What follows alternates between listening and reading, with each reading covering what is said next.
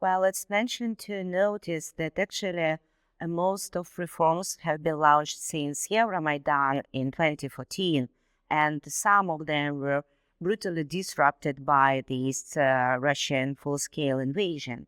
But some of them created a great ground for resilience that Ukraine is still demonstrating. As to me, one of the main reforms is a military reform, and it still continues because we facing new and new challenges on the front line. That is why it's so much important.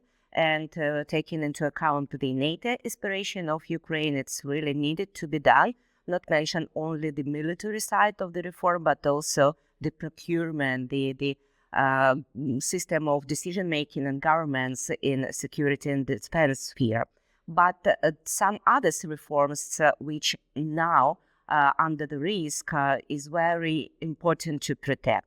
I mean, it's a reform of decentralization and the autonomy of cities and regions in Ukraine, which is really in different conditions due to the frontline moving and due to the given circumstances, Ukraine needs probably to reconsider its regional strategy and how to cope with current challenges. The second reform, which could be and should be implemented as soon as possible, is judicial reform. Ukraine definitely needs more transparency and integrity in every level of justice. Ukraine needs more transparency and accountability from different law enforcement agencies, and Ukraine needs to empower existing anti-corruption initiatives and institutions. And third, but not probably the least, it's reform of public services and digitalization. Ukraine is famous due to its digital progress and public services, and it's very important to continue because it could connect those Ukrainians who are in Ukraine, who are displaced within the country, with those who are refugees abroad. Because when you can be digitally connected to your country and still feel yourself as a citizen, it's very good chances that probably you will return to your country to rebuild it after the Russian full-scale aggression.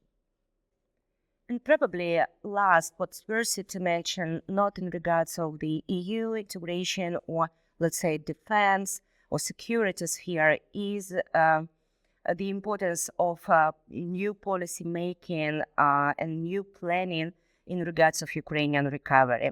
Let's acknowledge that Ukraine will have a lot of veterans, a lot of civilians who suffered and have been injured during Russian attacks. So we need new social policies which are challenged now with economic decay and burden. And also we need new educational, cultural, and probably healthcare policies within the country, because country is traumatized.